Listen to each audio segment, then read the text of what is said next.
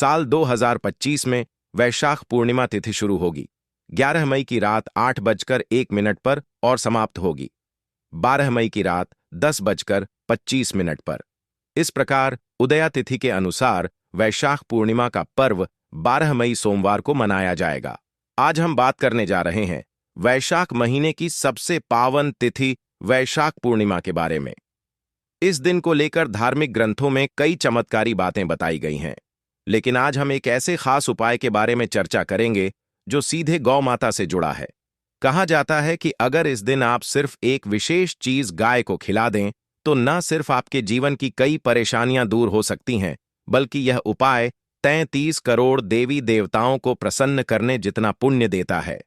इस वीडियो में हम आपको बताएंगे वैशाख पूर्णिमा की सही तिथि, शुभ मुहूर्त, भद्राकाल और चंद्रमा उदय का समय भी, ताकि आप सभी कार्य सही समय पर कर सकें।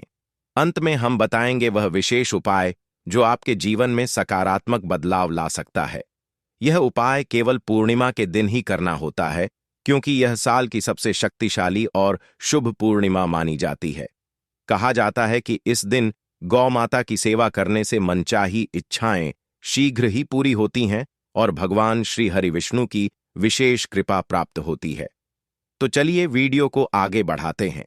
आप सभी को वैशाख पूर्णिमा की ढेर सारी शुभकामनाएं। वैशाख महीने में जो पूर्णिमा आती है उसे वैशाख पूर्णिमा कहा जाता है। इस दिन लोग उपवास रखते हैं, पवित्र नदियों में स्नान करते हैं और दान पुण्य करते हैं। इस अवसर पर सत्यनारायण भगवान की कथा सुनने और व्रत रखने की परंपरा भी है। इसी दिन भगवान बुद्ध का जन्म हुआ था, इसलिए इसे बुद्ध पूर्णिमा भी कहा जाता है। अब जानते हैं कि साल 2025 में वैशाख पूर्णिमा कब मनाई जाएगी।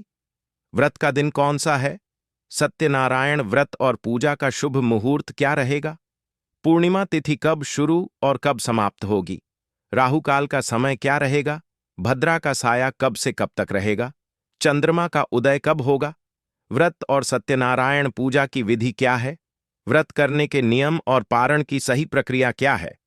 इन सभी सवालों के जवाब आपको इस वीडियो में विस्तार से मिलेंगे।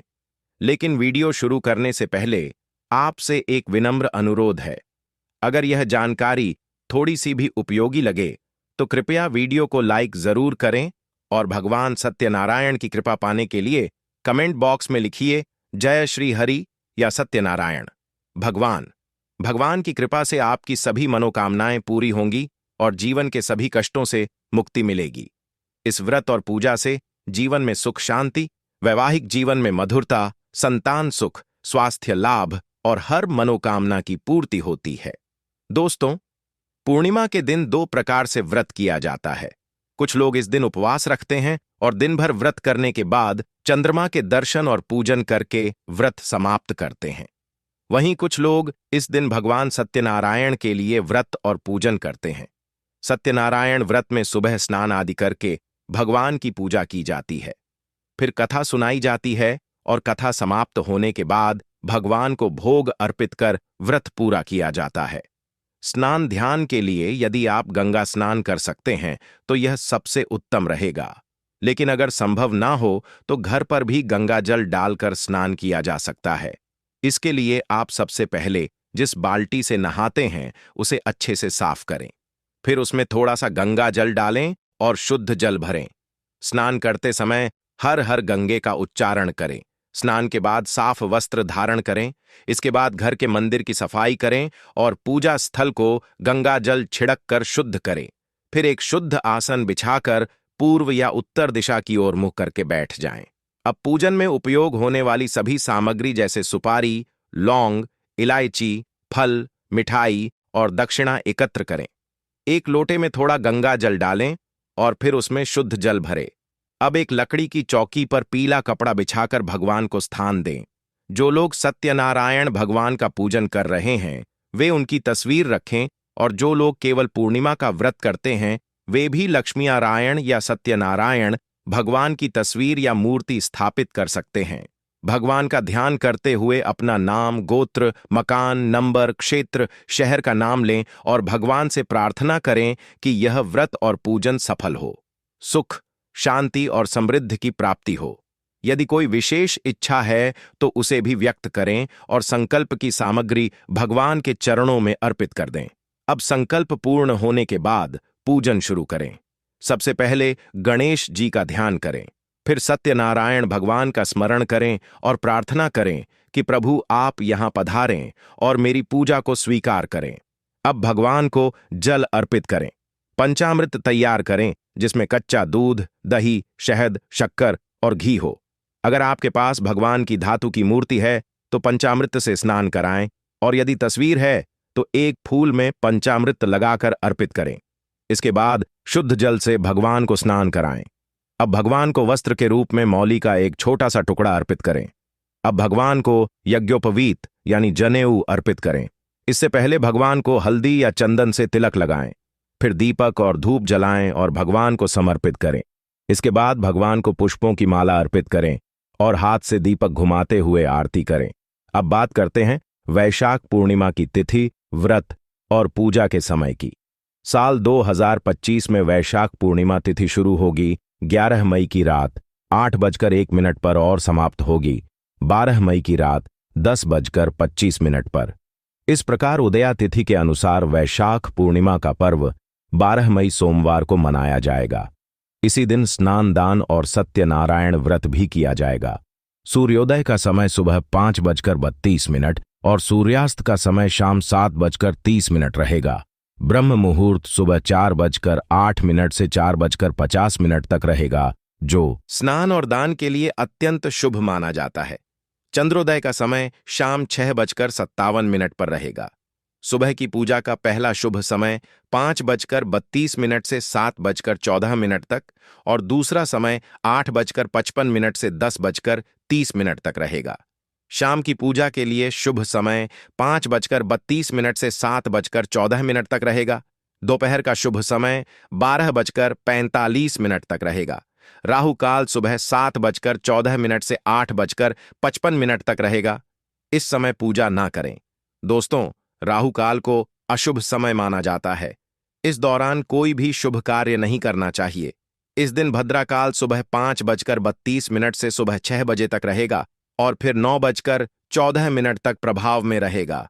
इस दिन भद्रा का वास पाताल लोक में रहेगा, इसलिए इसका असर धरती पर नहीं होगा और शुभ कार्यों पर कोई रोक नहीं मानी जाएगी। सुबह 5:32 से 6:17 तक विशिष्ट योग बन रहा है और वारयान योग पूरे दिन और रात बना रहेगा।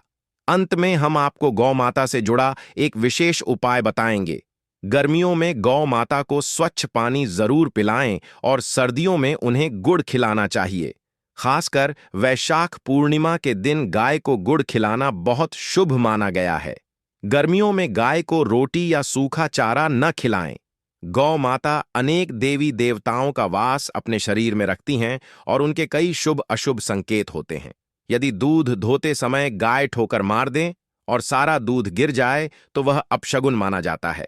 लेकिन यदि यात्रा पर जाते समय कोई गाय अपने बछड़े को दूध पिलाती नजर आ जाए तो वह यात्रा सफल मानी जाती है। यात्रा के समय गाय की आवाज सुनना और रात में उसकी हुंकार सुनाई देना भी शुभ संकेत होता है। एक बार गौतम मुनि ने भूल से गाय को डंडा मार दिया था, जिससे उसकी मृत्यु हो गई। इस पाप से मुक्त होने के लिए उन्हें वर्षों तक तपस्या करनी पड़ी। वैशाख पूर्णिमा के दिन भगवान श्री कृष्ण ने बैल रूप में आए वृद्ध राक्षस का वध किया था, जिसके प्रायश्चित में उन्होंने सभी तीर्थों को एक कुंड में बुलाकर स्नान किया। तब जाकर वे पाप मुक्त हुए। पानी पी रही गाय को डराकर भगाना भी भारी पाप माना गया है और ऐसा करने वाला व्यक्ति घोर पाप का भाग ही होता है। ऐसे लोग घर आपसे मुक्त होकर स्वर्ग को प्राप्त करते हैं और अगले जन्म में धन संपन्न होकर सुखमय जीवन बिताते हैं। साथ ही जो लोग आराम कर रही गाय को तकलीफ देकर उठाते हैं, वे अपने पूर्व जन्म के पापों से मुक्ति का मौका खो देते हैं।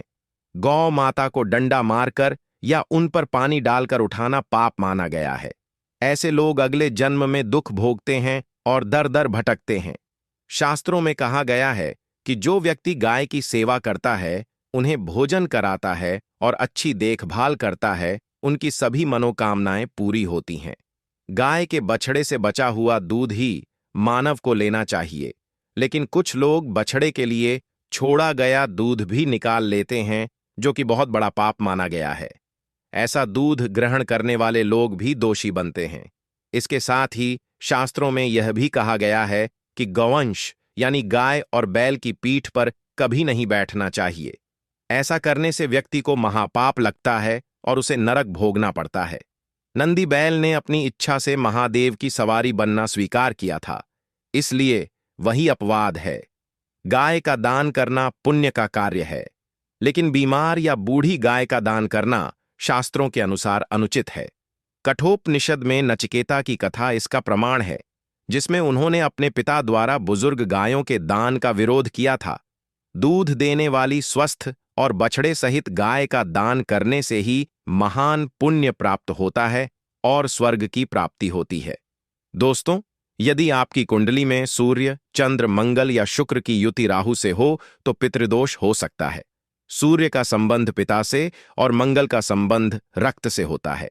यदि सूर्य या मंगल पर राहु, केतु या शनि की दृष्टि हो तो जीवन में अनेक संघर्ष आते हैं।